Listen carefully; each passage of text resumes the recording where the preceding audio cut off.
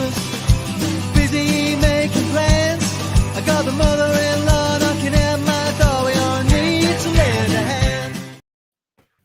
Good evening, everybody. How are we all doing? If you know that tune, pop over to YouTube. Ghost Station, Matt Phillips, Christmas Telly. Give it a watch, give it a like, give it a share. There you go, Matt. I've given you a plug. Anyway, this is the first test Ashes review.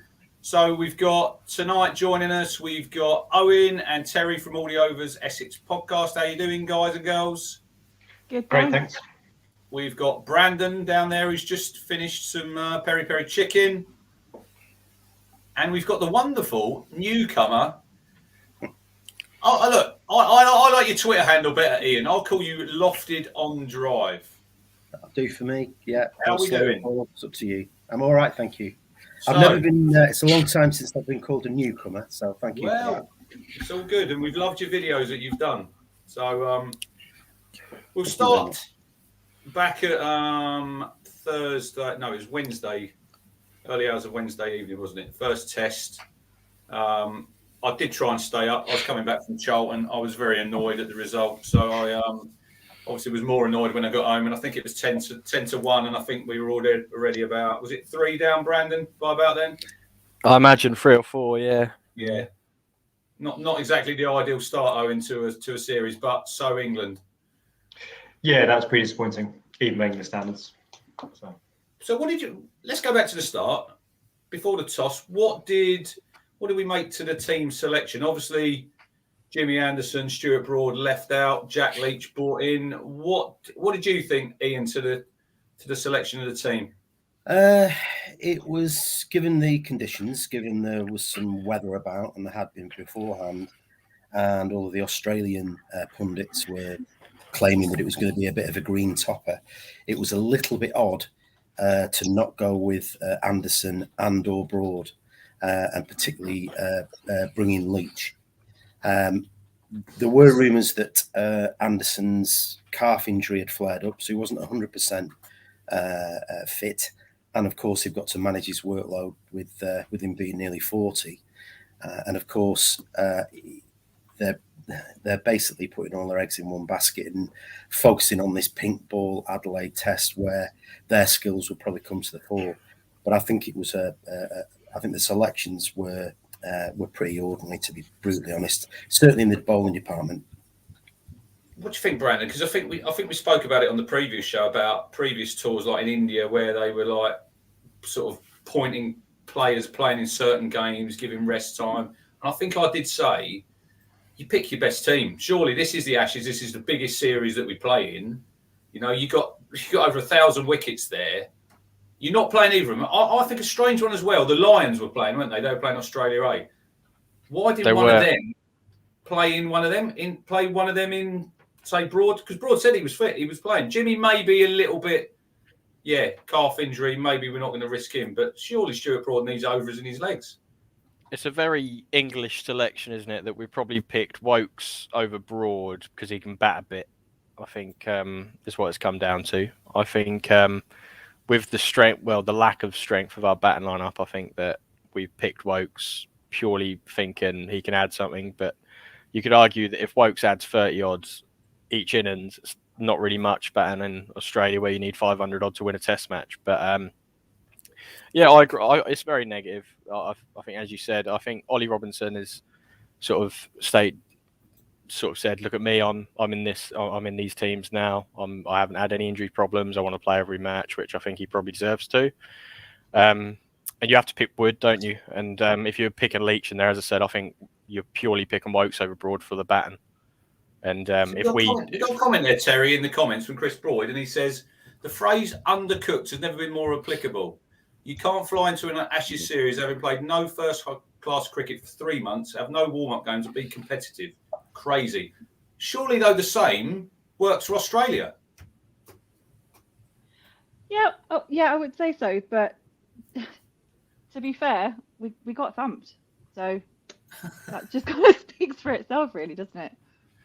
I don't know. I just think nowadays that, like I think we said before, Owen, they play with so much cricket.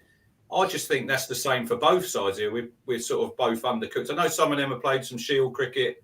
obviously had 5 or 6 who played in the T20 World Cup and then had to sort of quarantine when they come in. But I'd still say it's the same for both teams. I think I should get the upper hand on that, to be honest. They hadn't played a test match since February against India, and that didn't go very well. We played the entire Canada Championship, with all its divisions, so full lots of games.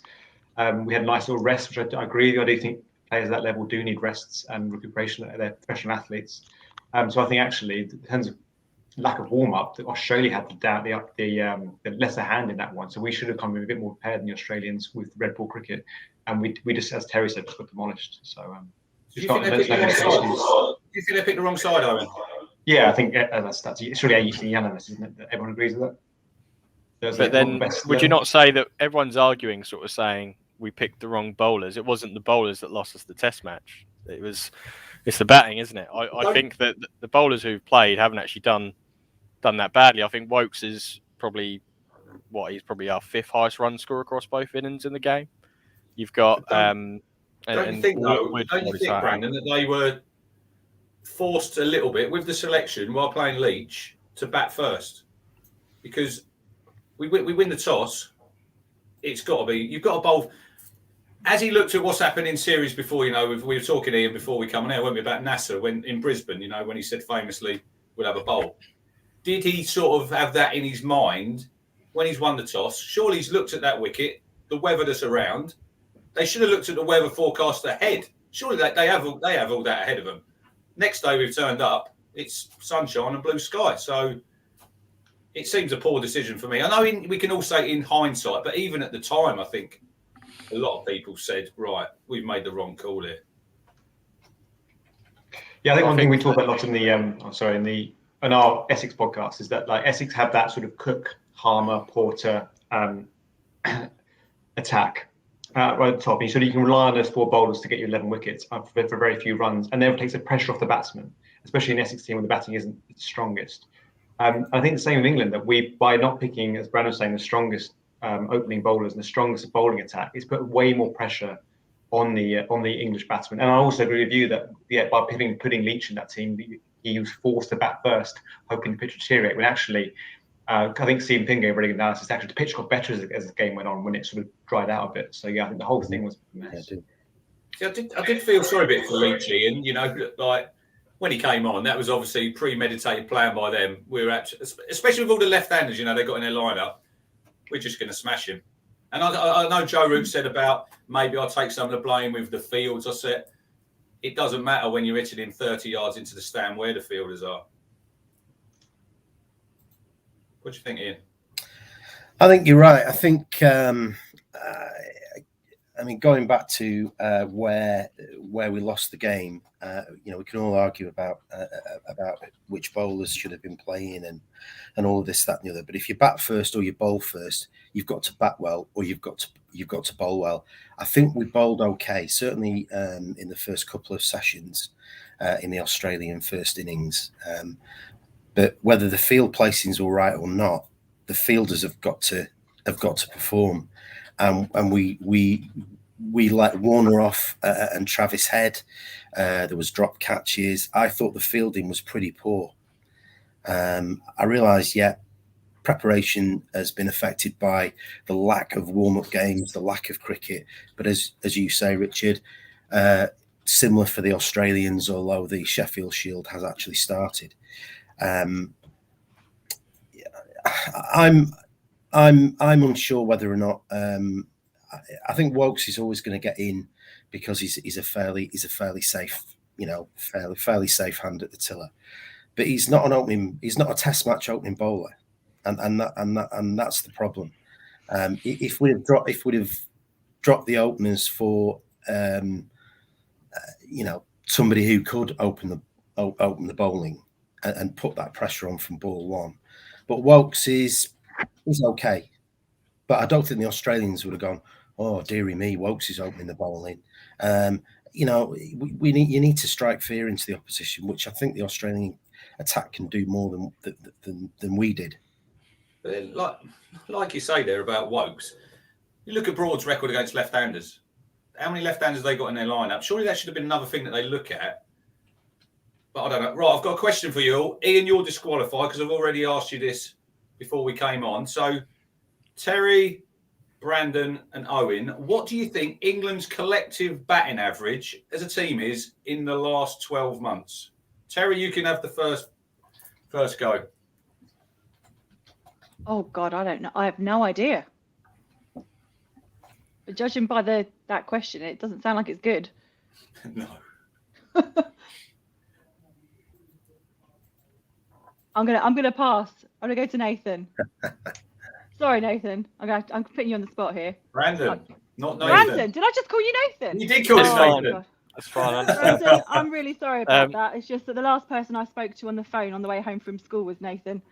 Oh dear. I'm sure it wasn't half the guy I am, but never mind. No, absolutely not. I'd probably say 26, somewhere mid-20s. Owen. Higher or lower? I go higher. I'm going, I think someone mentioned the stats last week. So I'm going around about 30. 29. 23.6. 23. Is that with Root in there as well, is it? I don't know if that is, because you said that, didn't you, Ian? Yeah, I would have thought it'd be without Joe Root. I would have thought that'd be without him, because possibly. if we go back to Joe Root, so this is another stat for you. In the last 12 months, Joe Root, 1,544 runs. Next highest is Rory Burns with 492. Now, doesn't that tell you all you need to know about the England Test team? Absolutely. We're a one-man band. And we said before, Owen, on the preview show, when I read out all the averages, went through the averages, 30s, 20s. Like Hamid in this test, you're a Lancs fan, I think, aren't you, Ian? He played quite well, didn't he? He looked solid in both innings. But he's in the 20s, and that's doing nothing. That's not going to hurt any opposition, that sort of scores, is it?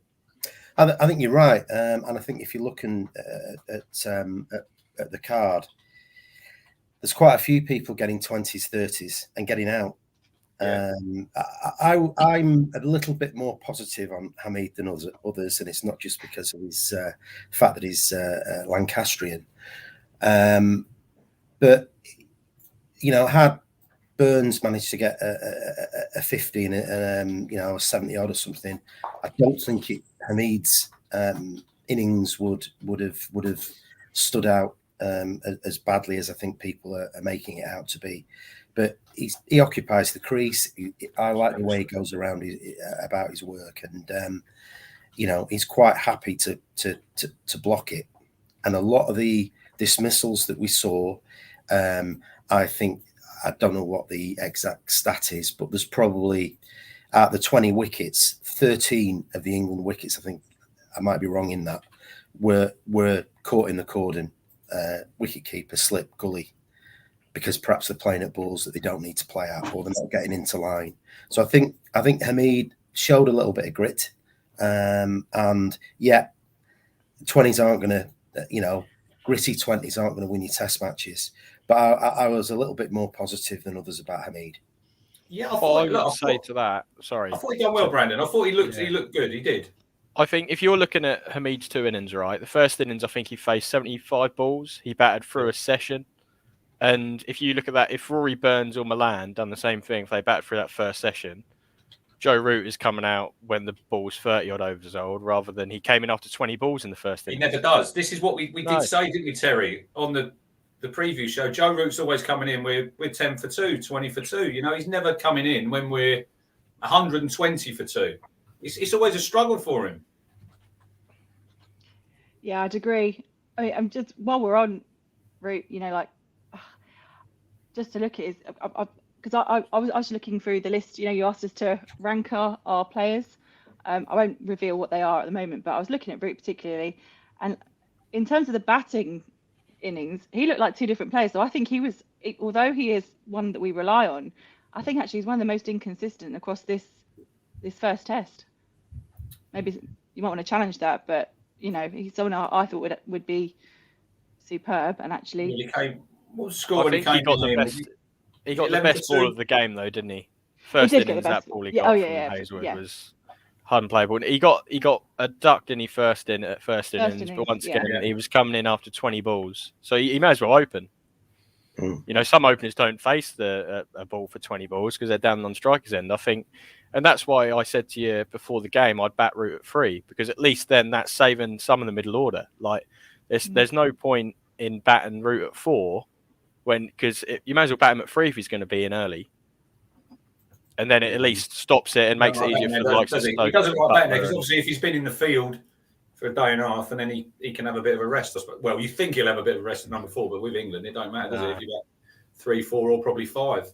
But he was another one. Owen, he batted really well in the second innings Root, and then he played I thought it was a really poor shot he played on day 4 there, you know, just feeling for that one outside off stump, and he's trying to run it down maybe, and it was game over when he was gone.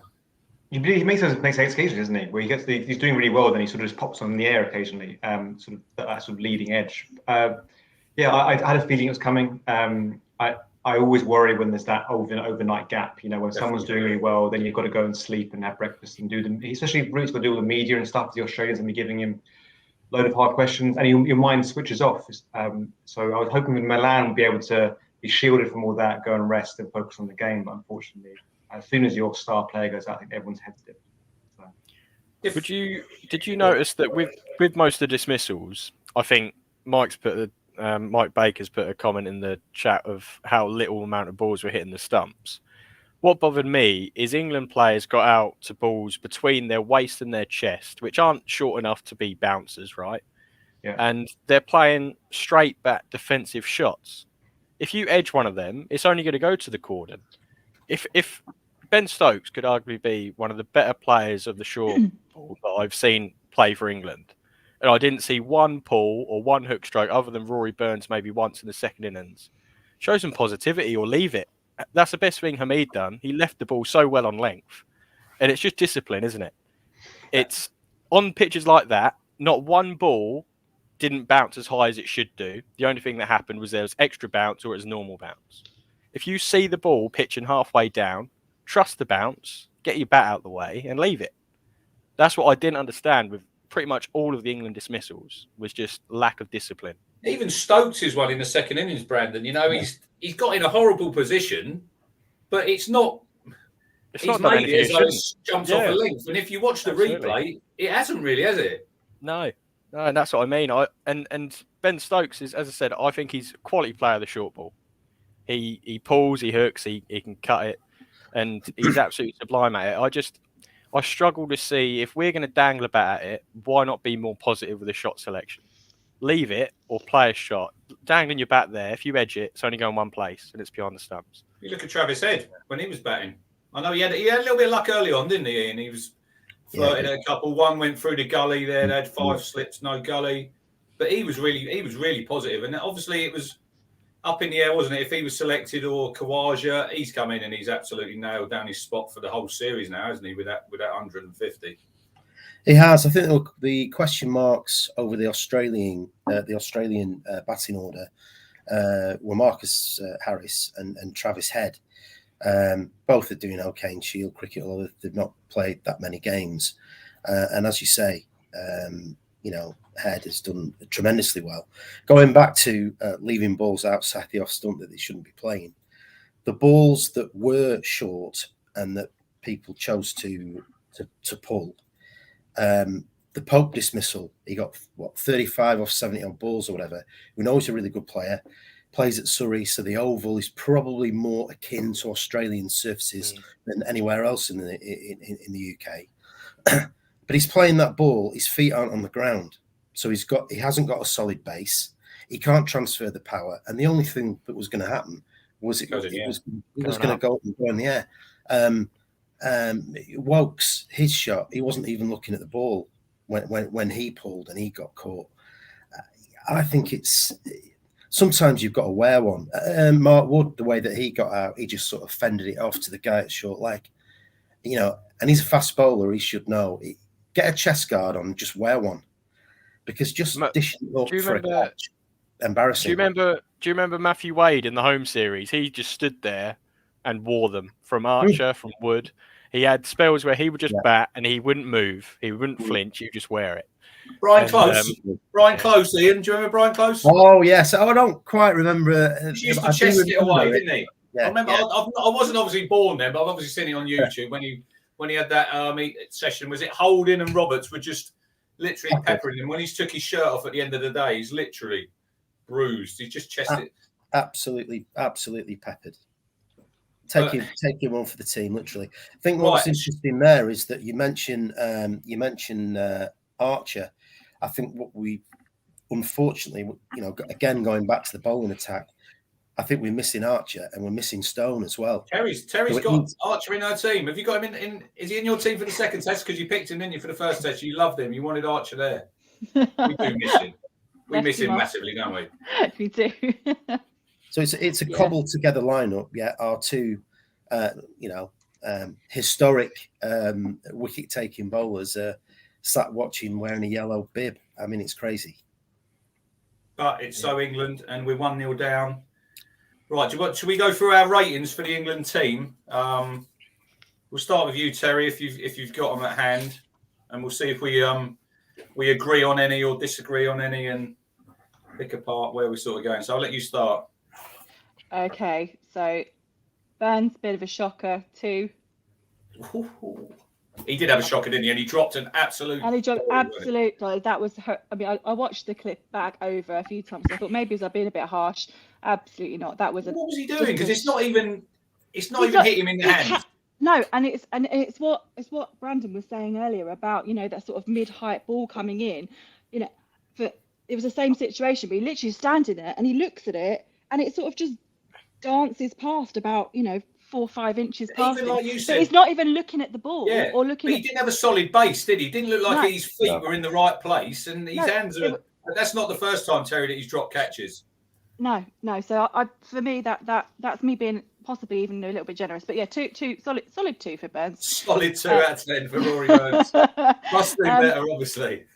Right, Hamid, I've gone for 6. I did have him a 7, but then I dropped him down again because of the shocking display of fielding. So I felt that was a little bit unforgivable, to be honest with you. And he obviously knew that he'd absolutely. He could have walked to the stumps, couldn't he? He could have walked there more quickly than it took to throw himself on the ground, launch it, and there's that casual little just put my bat in and then wriggle myself in. It was like a little worm trying to get onto the stumps. He had loads of time, so yeah, I think David Warner, Terry's probably been called worse than a worm before. Yeah, to be fair, we're live, so I'll keep the language clean. I've gone for 7 for Milan. Root, I was sort of 6.5, 7, because obviously he smashed it out of the park in the second bang innings. Stokes 5, but to be fair, he's still recovering, and he's been out of the game for a little while, so we'll be a bit generous there. Pope 4.5. Butler. Can we just touch on Ollie Pope? Because I know you're big Essex fan, and Owen's a big Essex fan. Yeah. Do you think he's overhyped, Ollie Pope? Over. How to be nice and stay loyal. You don't have to be nice. Just tell it how it is. No, what I thought the first innings looked a bit of a class act, and then it sort of went a bit to pieces in the second. So I like him a lot, but is he quite ready for where he is right now? Possibly not. Would I definitely have chosen him if I'd had other options? Possibly not. But yeah, I think a solid 4.5 for him. Again, Butler 5. But again, I thought he underperformed in terms of, there's not a shot that man can't play. And actually, I was expecting more from him. Same for Wokes 5, Robinson 7, Wood 7, and Leach 3. Very generous. Right. I think I've been yours now. I'm not quite as generous as Terry is there. So I've gone for Burns 1. I personally think that fielding display wouldn't. I don't know if Brandan agrees with this. Wouldn't be welcome in Harrods Club. That was rubbish. That was the rubbish drop. That's the standard. To be fair, he'd fit right in. Yeah. I saw. For me, he looked like he switched off. and that's at that level at Ashes series. I don't think it's acceptable. That's why I put him 1. He just didn't seem like he wanted to be there. Hamid 3. Once again, that fielding error. I do wonder what they're doing in training. I'm tired of playing Premier League cricket, and like the basic thing we were told, when you're fielding that close in, you underarm it because it's quicker. You don't go around trying to pick it up and overthrow it, because by the time you've done that, the batsman's got back. The things that, if amateurs have been told that, what are the test match players been doing? And they shouldn't be making these basic mistakes. Milan 7, because the second innings, thought he did show a lot of promise there. Root 5, I've dropped him down just because I am not of his performance, but the captaincy decisions as well. Like Leach's fielding settings, I thought were giving him a hard time. So that's why I can drop him. Jack Leach, Joey. Yeah, he must do. Otherwise, why would he pick him? In the first test, it's you're not going out India or on the subcontinent, are you? Going out Australia, a country known for seam bowling. So you must think he's got some. He must be doing well in training to get that. We'll come to when we pick our teams for the second test, but I'll just say now, I think Joe Root could do the spin in Australia just as well as Leach, or probably Bess. But I said that before the first test, didn't I? Yeah, absolutely. I think we'll touch on that in a minute. So the rest of your scores. Pope 4, underperformed massively. Butler 5, similar. Wokes 5 as well. My 2 positive ones though, they're not all bad. I've got Robinson and Wood at 8. I thought they performed really, really well. I thought they bowled well, and they did what they expected of them. And obviously Robinson would have got another wicket had Burns caught a simple catch. And then I'm not giving Leach a rating just because you can't judge him on his batting performance, because we all know he's rubbish and he's not there for that at all, apart from that one innings against Ireland. But his bowling.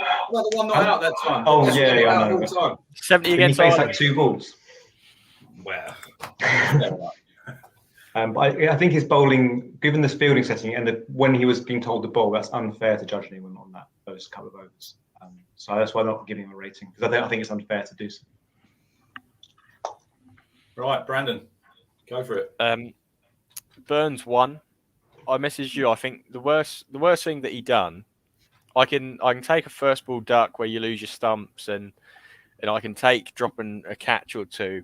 But I think the worst thing he done was not face the first ball in the second innings. It just shows weakness, doesn't it? Only the 3rd time that he's done that. The other 2 times they had a night watchman opening. But I think it's just it shows such weak mentality. And when you're playing an Ashes series and it's a first test match, the Aussies going to thrive off that. The fans you could hear every time he faced the ball in that second innings, even after he got off the mark, it was a walking wicket. His head weren't there. I think someone alluded to it earlier on. He doesn't want to be there. And I think for purely the fact that he shied away from facing the first ball, I wouldn't have him in the team. He's showing there and then, isn't he? He has no confidence in himself. If you're not backing yourself, no one's going to back you. It's so I think that's the worst thing he'd done all test match. I can live with not getting 2 scores, but shying away from the first ball was just touch on Chris Boyd's there. He says, is there a bowling combination in our squad that would deliver 20 wickets? Is there a batting combination that would deliver 2 300-run innings? I'm struggling to see it, and I think I agree with you, Chris, especially with the batting. I think bowling-wise, I think we can do some damage, but when you're 147 out in your first innings, it's just like you're playing catch-up, and you've got no chance. I'd say Stokes and Root. I think although Stokes didn't really score any runs, I think Stokes in the first innings looked very comfortable before he got out. And I know that's a case of saying he looked comfortable for 20-odd balls, but it just looked like it slowed down for him, and he hasn't had a proper innings other than the little hit about he had before the Test match. I think Stokes will come good. I think he's too much of a good player not to, and I think that obviously Root is a machine, and Milan's shown he can score runs. I'm not actually particularly worried about the middle order. I just want the openers to see off the new ball a bit better, even if it takes 15 overs off the board. It's better than 15. But they've only got Crawley's probably the only other one they could open. They could push Milan up, couldn't they? Yeah. I think I'd go Hamid of a 5. I've deducted a point for his missed run out. So he would have been at a 6 for his bat, and purely because, as I said, I think openers, I will happily take openers facing 80-odd balls and getting out for mid-20s, low 30s, because they're seeing off the new ball and making it much easier for the middle order, which is our strength in the batting lineup. We're not going to get 400, 500, Brandon, if you're getting 20-odd off 80 balls and you're getting out. But you might make it much easier for the 5 batsmen coming in after them. Which, Possibly.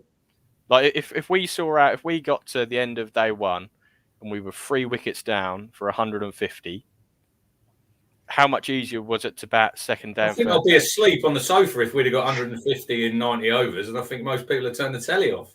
But you might have been watching England bowl at Australia on the 5th day to try and win the Test match, I suppose. Well, if buts and maybes. We didn't. We got 147 all out in 50 overs. Exactly. I'd go Milan 6. Yeah. Root 7. If the selection was purely down to Root, I would deduct him 1. But we don't know whether that's the case. And we also, although we know Broad was fit, obviously, as you said, there's murmurs that Anderson wasn't. And I understand why Broad wasn't picked based on the bowlers that we did pick. You can't not select Wood. You can't not select Wokes purely because you need some form of batting down there. If you're picking between Robinson and Broad, Right, I'd rather have minutes. Broad. 10 minutes. Sorry. And then minutes. Pope and Stokes 4, Butler 5, Wokes 5, Robinson 7, Wood 6, Leach 1. Ooh, 1. Go on, Ian. Your turn. I'll whip through these. It's interesting that England's 297, Australia's 425 was 9 balls more. It took them to get 425, so it shows you about scoring rates. I'll whip through these. Burns 2. It's just unforgivable and unforgettable. That first ball, I don't know what he was doing with his front foot. He was just sort of clearing his leg. Don't know what the script was there. Hamid 5.5. Good ball. I'd say good ball batting. Good ball. Half volley on leg stump. Yeah, his first movement, I think, made it look a better ball than it was. But it was a good ball first up, to be fair. He looks awkward when he bats than he Rory Burns. And that's. I know it's how you finish. It's the position when you're hitting the ball if your head's steady and still and all that. But he just looks so awkward. He does. Hamid 5.5. As I hope said, he's not listening to this, Rory Burns, because his confidence will be in the gutter after we've absolutely hammered It him. already is. Well, it can't have been that high anyway, to be fair. But Hamid 5.5. I sort of agree with Brandon, is that you've got to occupy the crease. You've got to take the shine off the ball. You've got to flatten the seam. You've got to see the opening bowlers off. That opening batsman role hasn't changed in Test cricket for a long time, and I think Hamid is somebody that you would bat round. We're not going to be expecting him to score at 4 and over. He's just not that type of player. So he's somebody that you would need to bat round. But again, he needs to score more than 20s. Milan, sort of a 6.5. He played and missed at a few. It was a good innings. Really pleased for him. He can turn his arm as well if we're deciding to not go with Leach in the second test. Root, I've given him 5. I thought it was a really good innings, but I'll tell you what, I wouldn't mind facing David Milan's bowling. If he's bowling, I'm a bit worried.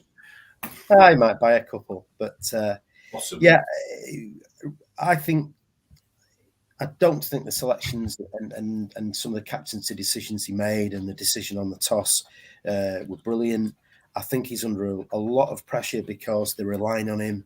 It's the Ashes. It's a big game, and I think that's probably told a little bit. But again, in the interviews afterwards, I'd have preferred if he'd have been a little bit more contrite and said, "Well, actually, maybe in hindsight we could have done this, that, and the other." But he stuck to his decision. I respect him for that. I don't think he was right. Stokes 5. He's clearly not fit. The ball where he was out and it was short, that was almost as comedic as Chris Reed when he was out at that time when he hadn't seen the ball. So Chris Gens, when he got over his back. Absolutely. It was nearly as bad as that.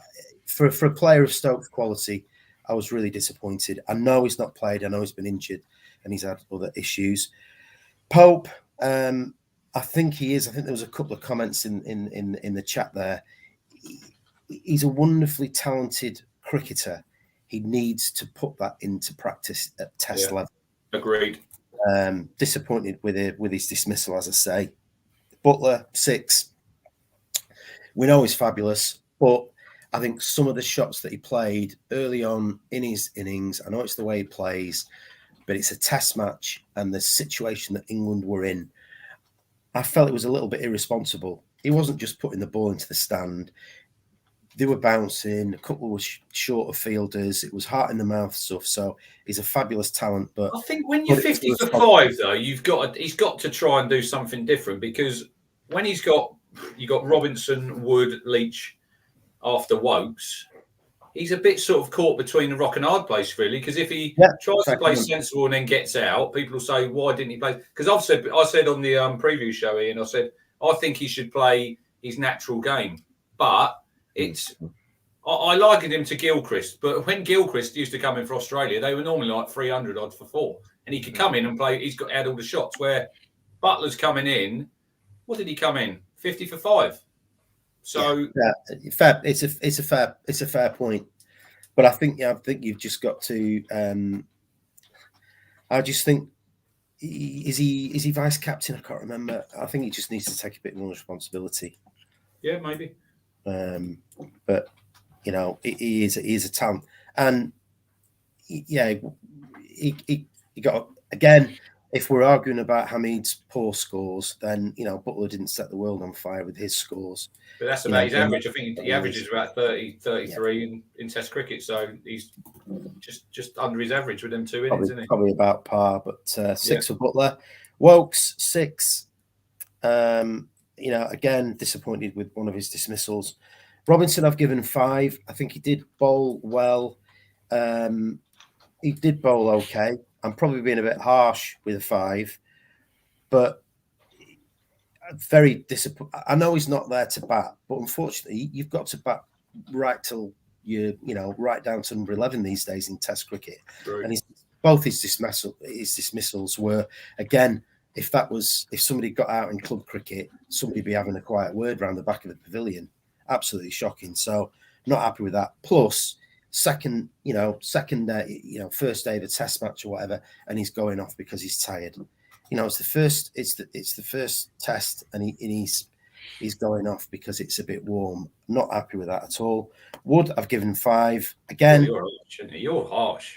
He bowls some heat, but again, his dismissals were a bit of a joke, and he can bat a little bit. So I was a bit disappointed. I know these guys aren't into bat, but it's not like he ripped through anybody, and he's there to do that job. And I think he'll be rested in the second game. Leach, I think he was thrown under the bus slightly, and I've given Leach a 3.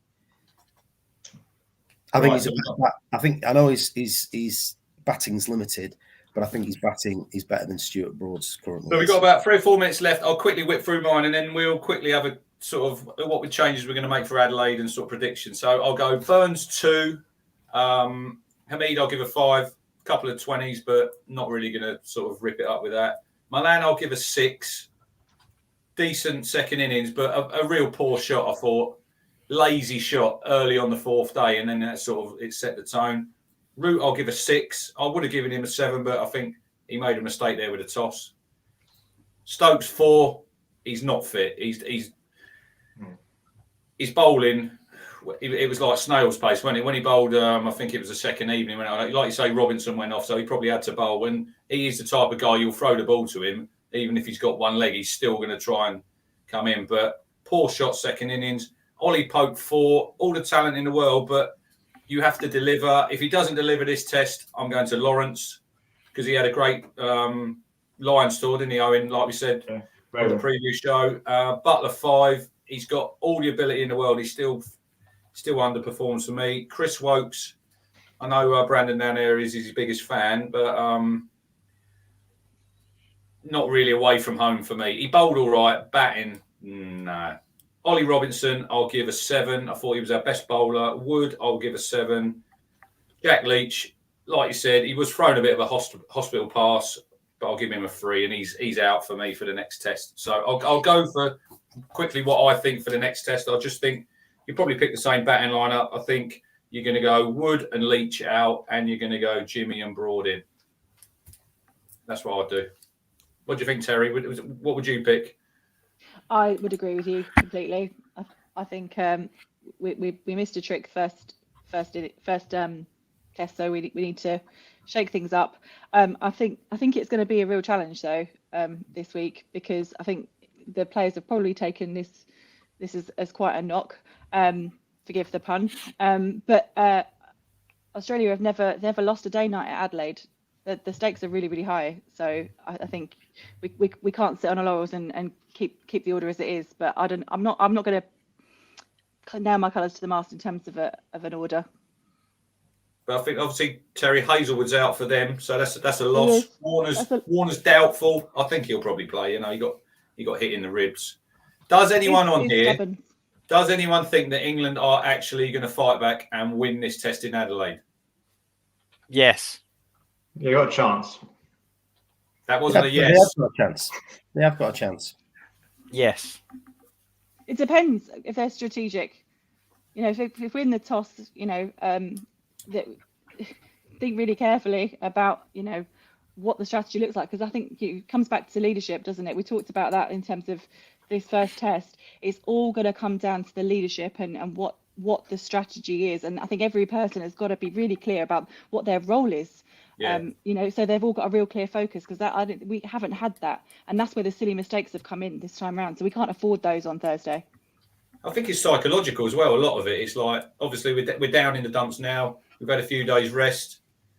The first day for me, whether we bat or bowl, is going to be crucial. You know, I think to the series, not just for this test match, because if we have another day like we did in Brisbane the first day, Owen, I think it could get very messy very quickly. Yeah, I agree. I mean, I'll go with the guy Ian Barron in the comments. A good point about having Butler open. I'll go with Butler and Brandan open, by the way. Opening the batting. How much worse could it be? They do it in the one-day stuff. Let's have a go in the test match. Really shake things up a bit. Wow. Well, it's pink ball, isn't it? So it's more akin to white ball cricket than it is red ball. So have a go. See what works. Because that will throw the Australians, wouldn't it? If those who walk out. It is interesting because there is still quite a lot of play without the floodlights, Brandon. You know, I know you play some when the lights come on, but there is still a lot of play before the lights come on. So let's not just think just because it's a pink ball and the lights. I think this is England's best chance of winning a test. Obviously, Hobart, that's another game under the lights as well, Ian. So if we're going to do it, it's sort of now or never. But I think we're putting all them, like you said at the start of the show, you're putting all your eggs in the James Anderson and Stuart Broad basket, and you're keeping everything crossed that Jimmy's fit, you know, because he's not played any cricket. Broad's not played any cricket since that calf injury. So it's just to sort of keep your fingers crossed. Let's hope they come through. And let's hope they perform, because if they don't, I think it's going to be the same story, I'm afraid. Well, it's going to be. We don't think we're going to win at Sydney, do we? Because, you know, we haven't got a decent spinner. You know, I mean, I know you were saying that Root can do a bit, but he was going at almost 5. Leach was going at 8. Lyon went at 2.5 and over, did he? Whatever it was. You know, we haven't got that. I mean, they've got spinners that they could bring in. You know, they've got that. They've got a lady called Mitchell Swepson. Yeah, he's been playing they could always bring. Although, I mean, like I say, Hobart. I think Australia have won the last 2 out of 4 tests there, but it might be too late by then. You know, they might be giving their B team a bit of a go. It could be. You know, we could already have lost the test by then. We normally get that token win somewhere, don't we? Probably when it's 4-0. It could well be for interest in the series. I think it has to be Adelaide, because if we go 2-0 down, I think we're up against it, and I don't think we'll hack it. And the Australians will. I mean, it'd be interesting to see who they play. You know, who they bring in, whether it's Michael Neser or Ty Richardson, or I think it'll be that Richardson, won't it? That's what I think. Yeah, probably. Sure. And he's got a yard, and he'll try and you know, take his chance.